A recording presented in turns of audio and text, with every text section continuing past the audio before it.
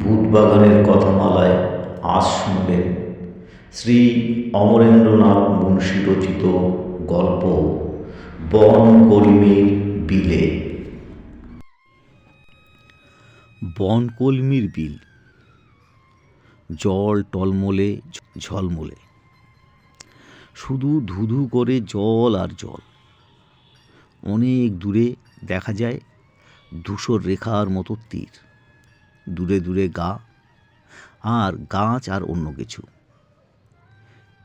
তীরে কাঁচ ঘেঁষে কোথাও কিচ্ছু নেই, কোথাও বা কলমি শাকের বন হয়ে রয়েছে। হেঁটে গেলেও যাওয়া যায় বোধ করি, এত ঘন হয়ে থাকে কলমির বন।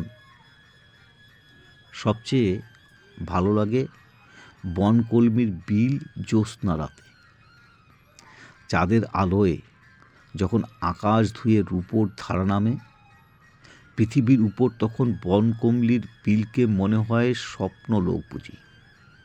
ছোট ছোট ঢেউয়ের নিচে বেড়ায় যেন হাজার হাজার পরীর দল। তাদের নুপুরের শব্দ শোনা যায় খুব ভালো করে কান পেতে শুনলে। যখনই দিদির বাড়ি গিয়েছি, বনকমলির বিলের ধারে বসে থেকেছি ঘন্টার পর ঘন্টা। কি ভালো যে লাগতো বলে বোঝাতে পারবো না। কিন্তু আর কখনো বিলের বুকের উপর বেড়ায়নি। জামাইবাবুর ভাই বহুবার বলেছেন, চলো বেরিয়ে আসি নৌকা নিয়ে, চমৎকার লাগবে। প্রতিবারই প্রত্যাখ্যান করেছি। কারণ জিজ্ঞেস করায় বলেছি ভালো লাগে না, বা শরীরটা ভালো নয়, বা অন্য কিছু। ঠিক ঠিক কি তাই? তা নয়, এর পিছনে আছে একটা কারণ, যা আমি আজ পর্যন্ত কারো কাছে প্রকাশ করিনি, প্রকাশ করতে পারিনি। কিন্তু আজ তা প্রকাশ করব। আজ আমার সে কথা বলতে ভালো লাগছে। এই তো ফিরলাম বনকমলি বিলের পাড় থেকে। চাঁদ উঠেছিল আজ। বহুক্ষণ বসেছিলাম বিলের ধারে, কিন্তু যে জন্যে গিয়েছিলাম, যা দেখতে গিয়েছিলাম, তা দেখতে পাইনি। সেই একটি দিনের পর আজ পর্যন্ত বহুবার গিয়েছি বনকমলির বিলে, কিন্তু তাকে আর কোনো দিন দেখতে পাইনি। প্রতিবার নিরাশ হয়েছি। দিদির বিয়ে হয় যখন, তখন আমার বয়স কতই বা 14 কি 15, স্কুলে পড়ি। শ্বশুরবাড়ি যাওয়ার সময় দিদি বললেন, সামনের পুজোর ছুটিতে বেড়াতে যাস ভাই আমার ওখানে। বললাম, সে বিষয়ে তুই নিশ্চিত থাকিস ফুলদি, কিন্তু খ্যাটের বহরটা যেন বেশ জোরালো হয়, নইলে। ফুলদি কপট ক্রোধান্বিত হয়ে বলেছিল, এখনো তুই আমাকে তুই তুকারি করবি? বললাম, কেন? হঠাৎ কি এমন ল্যাজ গজালো যে তুমি আপনি বলতে হবে? ফুলদি গম্ভীর স্বরে বলল, জানিস আমি এখন মিসেস রায়। বললাম, যা যা, অমন অনেক মিসেস রায় দেখেছি। আচ্ছা বেশ, সবার সামনে তুমি বলবো, কিন্তু আড়ালে কিচ্ছুতেই তুই ছাড়া বলবো না, কেমন? ফুলদি আর আমি 2 বছরের ছোট বড়। পুজোর ছুটিতে গেলাম ফুলদির শ্বশুরবাড়ি, আর তখনই দেখলাম বনকলমির বিল। আমার 14-15 বছরের কবি মনকে মুগ্ধ করে দিল বনকমলির বিলের অপরূপ সৌন্দর্য। রোজই যেতাম বিলের ধারে, চুপ করে বসে দেখতাম বনকমলির বিলের পানকৌড়ির খেলা। সাদা ডানা মেলে আসতো বকের দল, রাঙা ডানা ঝিল মিলিয়ে আসতো মাছরাঙারা, আর আসতো বালিহাঁস। চুপ করে বসে থাকতাম। ধীরে ধীরে সূর্য মিলিয়ে যেত পশ্চিমের ওই দূরের গায়ের গাছপালার আড়ালে। ধীরে ধীরে নেমে আসতো বিলের বুকে সন্ধ্যা। তখন উঠতাম। সেদিন বোধহয় পূর্ণিমা। ডান দিকে পশ্চিম আকাশে সোনার থালার মতো সূর্য ডুবে যাওয়ার সঙ্গে সঙ্গেই বাঁদিকে রূপোর থালার মতো চাঁদ উঠল হাসতে হাসতে। মুগ্ধের মতো চেয়ে রইলাম বিলের বুকে। রূপো ছড়িয়ে পড়েছে যেন জলের উপর রাশি রাশি। কতক্ষণ বসেছিলাম জানি না। চাঁদ আরও উজ্জ্বল হয়েছে, আরও উপরে উঠেছে। হঠাৎ দেখি নির্জন বিলের বুক বেয়ে তরতর করে বেয়ে আসছে একটা ছোট্ট ডিঙি নৌকা। নৌকোর ধাক্কা লেগে জলে জেগে উঠছে আর ভেঙে যাচ্ছে ছোট ছোট ঢেউ। আর সেই ভাঙা ঢেউয়ে চাঁদের আলো পড়ে জ্বলে উঠছে হিরে মানিক। আরে ডিঙিটা আসছে আমার দিকেই। আর কি আশ্চর্য, ডিঙিটা চালাচ্ছে আমারই বয়সের একটা ছোট্ট মেয়ে। আমার অবাক দৃষ্টির উপর দিয়েই নৌকোটা একেবারে আমার সামনে এসে থামল। সেই ছোট্ট মেয়েটা চেঁচিয়ে জিজ্ঞাসা করল, কে বসে ওখানে? এরকম হঠাৎ প্রশ্নে আমি একটু থতমত খেয়ে গেলাম। একবার ভাবলাম উত্তর দেব না। শেষে 7-5 ভেবে বললাম, আমি অরু। মেয়েটি বইটা তুলে কয়েক সেকেন্ড কি ভাবল, তারপর বলল, ওরু? না, চিনি না। নতুন মানুষ নিশ্চয়ই। কোথায় এসেছো? কাদের বাড়ি? বললাম। শুনে মেয়েটি বলল, ও, শৈলেন কাকার বাড়িতে এসেছো? তাহলে তো চেনা হয়ে গেল। বেড়াতে যাবে? বললাম, কোথায়? মেয়েটি বলল, তুমি তো বড্ড বোকা। নৌকোয় বসে বললুম বেড়াতে যাবে, তাতে বলো কোথায়? নৌকো কি ডাঙায় চলে না আকাশে ওড়ে? বিলে মশাই, বিলে। যাবে বেড়াতে?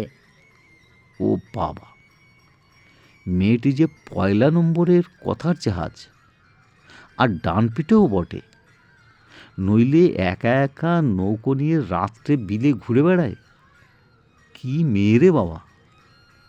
ফোঁস করে মেয়েটি বলল, কই, উত্তর নেই যে? ভয় হচ্ছে বুঝি? যাবে তো চলে এসো, নইলে চলি। আমার দাঁড়াবার সময় নেই, 7 ভারও দরকার নেই। বলে ফেললাম, দাঁড়াও, যাব। কাদা ভেঙে ডিঙিতে উঠলাম গিয়ে। মেয়েটি বৈঠা বাইতে শুরু করলো। বলল, চুপ করে বসো, বেশি ঝুঁকোটুকো না জলের দিকে, নৌকা টলবে। বললাম, আমাকে দাও না, আমি বাই। ফোঁস করে মেয়েটি বলল, থাক থাক, ঢের হয়েছে। শেষকালে ডিঙি উল্টে দাও আর কি। তোমাকে দেখেই বুঝেছি ও তোমার কম্ব নয়। বলে আমার দিকে অবহেলার দৃষ্টিতে চেয়ে নৌকা পেয়ে চলল। এতক্ষণে মেয়েটিকে ভালো করে দেখলাম। চাঁদের আলো ওর মুখে, ওর সারা দেহে ছড়িয়ে পড়েছে। কি সুন্দর দেখতে ওকে!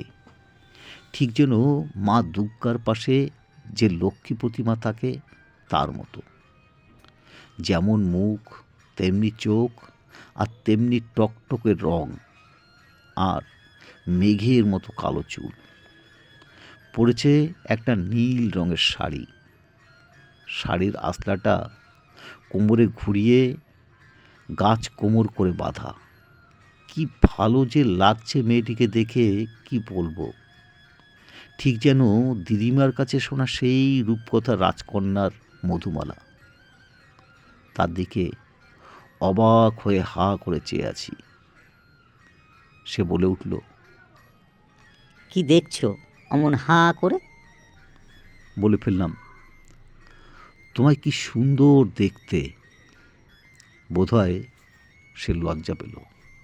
বলল, যা, আমায় নাকি আবার সুন্দর দেখতে? মা বাবা সকলেই তো আমাকে গাল দেয়, বকে। বলে দস্যি মেয়ে, হাড় জ্বালেনি মেয়ে, আরও কত কি বলে। বললাম, পাগল নাকি? কখনো তা বলতে পারে না। মেয়েটি বইটা তুলে হাঁ করে বলে, আরে এ ছেলেটা পাগল না মাথা খারাপ? আমি বলছি বলে তবু বিশ্বাস করে না। আমায় মিথ্যেবাদী বলতে চাও? দেবো বইটার বাড়ি এক ঘা, তখন বিশ্বাস করবে। তাড়াতাড়ি বললাম, থাক, বিশ্বাস করেছি। এরপরেও বিশ্বাস না করে পারি যে তুমি দস্যি মেয়ে। কিন্তু দস্যি বলুক আর হাড় জানালি বলুক, প্যাঁচার মতো দেখতে তো আর বলা যায় না। হেসে ফেলল মেয়েটি, বলল, তুমি বড্ড ফাজিল। বলে ফেললাম, তুমি কম কিসে? আবার আমার নিন্দে? তা করো, সকলেই নিন্দে করে, তুমি বা ছাড়বে কেন? বললাম, না না, সত্যি আমি তোমার নিন্দে করতে চাই না। বিলের বুকের উপর দিয়ে ভেসে ভেসে যাচ্ছে আমাদের ডিঙি, ভীষণ ভালো লাগছে। হঠাৎ মেয়েটি বলল, তুমি আমার নাম জিজ্ঞেস করলে না? বললাম, তুমি বলবে বলে অপেক্ষা করছিলুম। মেয়েটি হেসে বলল, ও বাবা, তুমি যে একটা মাস্টারমশাই, বেশ গুছিয়ে কথা বলো তো। প্রতিবাদ করে বললাম, দেখো, আর যাই বলো, মাস্টারমশাই বলো না। মাস্টারমশাইদের আমি মোটেই ভালোবাসি না।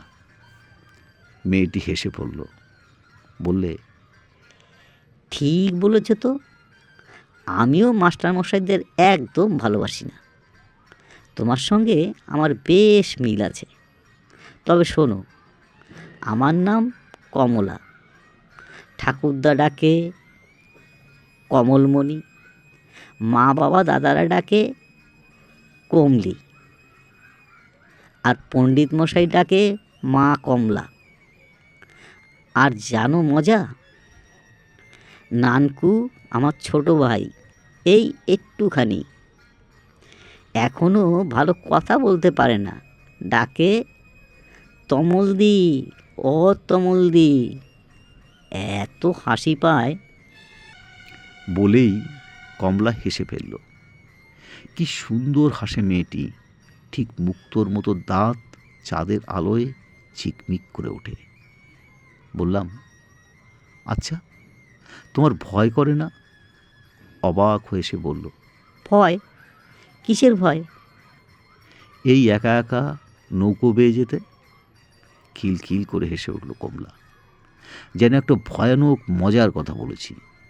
বলল, ভয়? তুমি হাসালে দেখছি। নৌকো বাইতে ভয়? সে তোমরা করোগে। কমলা কখনো নৌকো বাইতে ভয় করে না, বুঝলে বোকাচন্দর। বনকমলির বিলের ধারে বাড়ি, আর গোবিন্দ জেলের কাছে শিখেছি ডিঙি বাইতে। আমি করব ভয়? আর একা একা নৌকো বাইতে মজা, তারপর এমন চাঁদের রাতে তো কথাই নেই। হঠাৎ কথা থামিয়ে কমলা আবার বলল, তুমি রাগ করলে না তো? বললাম, কেন? তোমায় বোকাচন্দর বললুম বলে। রাগ সত্যি একটু হচ্ছিল। এরকম হেসে উড়িয়ে দিয়ে বোকাচন্দর বললে কার না রাগ হয়। কিন্তু ওর কথায় সব রাগ মুছে গেল মন থেকে। সত্যি এই মেয়েটার উপর রাগ করা যায় না, কোনো মতেই রাগ করা যায় না। বললাম, না না, রাগ করব কেন? কিছুক্ষণ চুপচাপ, শুধু বৈঠার শব্দ জলের উপর ছপাত ছপাত। বনকমলির বিলের জলে হাজারখানা চাঁদ যেন নেচে বেড়াচ্ছে। কমলা মুখ খুলল। জানি ও মেয়ে কতক্ষণ আর মুখ বুজে বসে থাকবে। বললে, জানো, আমি জল ভীষণ ভালোবাসি, আর ভীষণ ভালোবাসি নৌকা বাইতে। এইরকম নৌকা বেয়ে ভেসে যেতে। প্রায় সারা দিন যখনই সুবিধা পাই আমার এই ডিঙিটা নিয়ে ভেসে পড়ি। এই ডিঙিটা আমি আদায় করেছিলাম দাদুর কাছ থেকে আবদার করে। জ্যোৎস্না রাত হলে তো আমি সত্যি বলছি ঘরে থাকতেই পারি না। এই যে ঢেউগুলো দেখছো না, এরা হলো পরী। জ্যোৎস্না রাতে এরা আমায় ডাকে। আমি যতক্ষণ পারি ওদের সঙ্গে কথা বলি, গান গাই। আমি গান গাই আর ওরা নাচে। এত ভালো লাগে যে কি বলবো। আর যেদিন আসতে পারি না সেদিন আমার মন ভীষণ খারাপ হয়ে যায়। সেদিন আমি কেঁদে ফেলি। বাবা মা কত বকে, গাল দেয়, সময় সময় ঘরে বন্ধ করে রাখে, কিন্তু আমি তবু বনকমলির বিলকে ভুলতে পারি না। এ যে আমার সই, ফাঁক পেলেই সইয়ের কাছে চলে আসি। এক মুহূর্তের জন্য চুপ করে থেকে আবার বলতে শুরু করলো কমলা। আর জানো, ঠাকুরদা কিন্তু আমায় ভীষণ ভালোবাসে। আমায় কি বলে জানো? বলে আমি নাকি পাতালপুরীর রাজকন্যা ছিলুম আগের জন্মে। সত্যি দাদু আমায় খুব ভালোবাসে। মা কিন্তু আমায় একদম ভালোবাসে না। বলে আমি জলের রাক্ষসী ছিলুম, আমি হাড় জ্বালানো মেয়ে। এমনি কত কি। আমার কচুটা বয়েই গেল গাল দিলে তো। বলো তো, তুমি বলো না, বনকমলির বিলকে আমি যদি ভালোবাসি তো অপরের তাতে বলবার কি আছে? এতক্ষণ পরে কথা বলতে পেরে হাঁপ ছেড়ে বাঁচলাম। বললাম, সত্যি কথা, কিন্তু বাপ মায়ের মনে কষ্ট দিয়ে বনকমলির বীরকে ভালোবাসাটা কি ভালো? মুখটা গম্ভীর হয়ে গেল কমলার। বললে, কি করব? তারা যদি ইচ্ছে করে কষ্ট পায়, ও আমার সই, সইয়ের কাছে আসবো না তা বলে? বারে, একটু আগেই তাকে গুরুজন সুলভ কথা বলেছি, কিন্তু তবু তার মতো অদ্ভুত এবং এত সাহসী মেয়ের সঙ্গে ভাব হওয়ায় মনে মনে গর্ব অনুভব করছি। বললাম, আজ তুমি এলে কি করে? এলুম। এখন আর আমায় আটকায় কে? মানে? দুষ্টুর মতো হেসে কমলা উত্তর দিল। হুম, তা বলবো কেন? না বলো তো বয়েই গেল আমার। আমিও উদাসীন হতে ছাড়ি না। আমার দিকে চেয়ে কমলা বলে, আচ্ছা আচ্ছা, বলছি। একদিন কি মজা হয়েছিল শোনো। সেই দিন থেকে তো আর কেউ আমাকে আটকায় না। যখন খুশি বিলের বুকে ইচ্ছে মতো ভেসে বেড়াই। অবশ্যই ঠিক এমনি জ্যোৎস্না রাতে। শোনবার আগ্রহ খুব ছিল, তবু আগের মতো উদাসীন সুরে বললাম, শুনি তবু কি হয়েছিল? কমলা বলতে লাগলো, সেদিনও ঠিক এমনি জ্যোৎস্না রাত, বোধহয় পূর্ণিমে। রাত তখন অনেক হবে, সবাই ঘুমিয়ে পড়েছে। মা আমাকে পাশে নিয়ে শুয়েছিল। আমি কিন্তু ঘুমোইনি। মনে মনে আগেই ভেবে রেখেছি বিলে যাব। ভালো করে দেখলুম মা অঘরে ঘুমোচ্ছে। সাবধানে মায়ের পাশ থেকে উঠে আস্তে আস্তে খিল খুলে একেবারে বিলে এসে হাজির। আহ, কি আরাম যে লাগলো। আমার ডিঙিটা বাঁধা থাকতো ওই দিকের একটা সজনে গাছের গোড়ায়। তক্ষুনি ডিঙিটা খুলে ভাসিয়ে দিয়ে বেয়ে চললুম। সই যে ডাকছে, চাঁদের আলোয় চারিদিকে ধপধপ করছে, আর আমি একা বিলের বুকে ডিঙি বেয়ে চলেছি। আমার সই বনকমলির বিলে যেতে যেতে অনেক দূরে গিয়ে পড়লুম। ওই যে দূরে গাটা দেখছো, প্রায় ওইখানে। ফিরব বলে ভাবছি, হঠাৎ দেখি চাঁদের আলো কমে এসেছে। কি ব্যাপার? কখন যে আকাশের কোণে মেঘ জমেছে তা ঠিক লক্ষ্যই করিনি। ভয় হয়ে গেল। একবার ভাবলুম ওই কাছের গাটায় ডিঙি ফিরিয়ে দিই, কিন্তু আর একবার ভাবলুম যাকে, খুব জোরে বেয়ে গেলে মেঘ ভালো করে জমবার আগেই বোধহয় পৌঁছে যাব নিজের গায়ে। তাই করলুম। প্রাণপণে বৈঠে ঠেলে ফিরতে লাগলুম। কিছু দূর এসেছি আর ঝড় উঠল। উহ, কি ভীষণ হাওয়া! সা সা সা সা করে এগিয়ে আসছে। কালো দৈত্যের মতো ঝড়। অন্ধকার হয়ে গেছে চারিদিক। না পারি দিক ঠিক করতে, না পারি ডিঙি সামলাতে।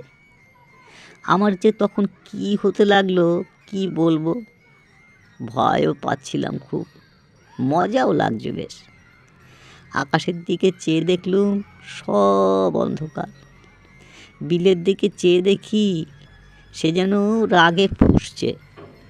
সেই রাগের হাত থেকে ডিঙি রাখবার অনেক চেষ্টা করলুম, শেষকালে আর রাখতে পারলুম না। এমন একটা দমকা ঝড় এলো যে আমার ছোট্ট ডিঙিটা উল্টেই গেল। আমি মুগ্ধ বিস্ময়ে তার কথাগুলো শুনছিলাম। এখন থাকতে না পেরে বলে ফেললাম, হ্যাঁ বলো কি?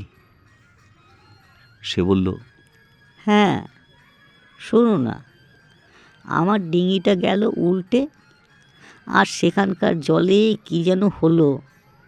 আমি সাঁতার কাটতে পারলুম না, ডুবে গেল। একবার উঠবার চেষ্টা করেছিলাম প্রাণপণে, কিন্তু মনে হলো জলের নিচের থেকে কে যেন আমার পা জোর করে আঁকড়ে ধরে আরও নিচে টেনে নিয়ে যাচ্ছে। বিস্ময় কেটে গিয়ে আমার যেন ভয় করতে লাগলো। বুকটা টিপ টিপ করছে। রুদ্ধ নিঃশ্বাসে বললাম, বলো কি? তারপর? তারপর আর কি, আর উঠতে পারলুম না। আমার গলা বুঝে আসছে, স্বর বেরোতে চায় না। কোনো মতে বললাম, কি বললে? আর? কমলা বলল, হ্যাঁ, আমি ক্রমশ নিচের দিকে নেমে গেলুম, আর উঠতে পারলুম না। আমার চোখের সামনে থেকে সব মুছে যাচ্ছে। কমলার মুখ, বিলের জল, আকাশের চাঁদ, তারা সব যেন অন্ধকারে ডুবে যাচ্ছে। চিৎকার করবার চেষ্টা করলুম, বলতে চেষ্টা করলাম, তুমি কি মানুষ নও? কিন্তু গলা দিয়ে স্বর বেরোলো না কোনো। একবার শুধু কানে এলো কমলার খিলখিল খিলখিল হাসি, আর শুনলুম সে যেন বলছে, ওহ, কি হলো? যা, ভীতু কোথাকার, সব সমান রে। তারপর আর কিছু মনে নেই। যখন আবার বোধশক্তি ফিরে পেলাম, দেখি বিলের ধারে মাটিতে মুখ গুজে পড়ে আছি। আশপাশে কেউ কোথাও নেই। উঠলাম। শরীর ভীষণ দুর্বল ঠেকছে। মনে হলো যেন মাসখানেক রোগ শয্যা থেকে এই সেরে উঠেছি। কোনো রকমে বাড়ি ফিরলাম। ফুলদি জিজ্ঞাসা করলো, এত রাত পর্যন্ত ছিলি কোথায়? বললুম, খেতে দাও আগে, বলছি। জামাইবাবু আর আমি একসঙ্গে খেতে বসলাম। জামাইবাবু বললেন, কি হে, এতক্ষণ ছিলে কোথায়? আর একটু দেরি হলেই আমরা লাঠি সুটা নিয়ে তোমাকে শিকার করতে বেরোতুম। তা ছিলে কোথায়? বললাম, বনকমলির বিলের ধারে। দিদি জামাইবাবু একটু চমকে উঠেই সামলে নিলেন। জামাই বললেন, না না, রাত্রে ওদিকে একা একা আর কখনো যেও না। আমি বললাম, কেন বলুন তো? জামাইবাবু আমার দিকে একবার চেয়ে বললেন, না না, তেমন কিছু নয়। তবে বছর 5 আগে ওই বিলে চৌধুরীদের কমলা বলে 14-15 বছরে একটি অপূর্ব সুন্দরী মেয়ে ডুবে মারা যায়। মেয়েটার মাথায় অবশ্য একটুখানি মানে সামান্য একটু গোলমাল ছিল। সে বড় করুণ ব্যাপার, বলতে ইচ্ছে যায় না। আমি তাড়াতাড়ি বললাম, থাক তবে, আর বলতে হবে না। সেবারে যতদিন দিদির বাড়িতে ছিলাম আর কোনো দিন বনকমলির বীরের ধারে যাইনি।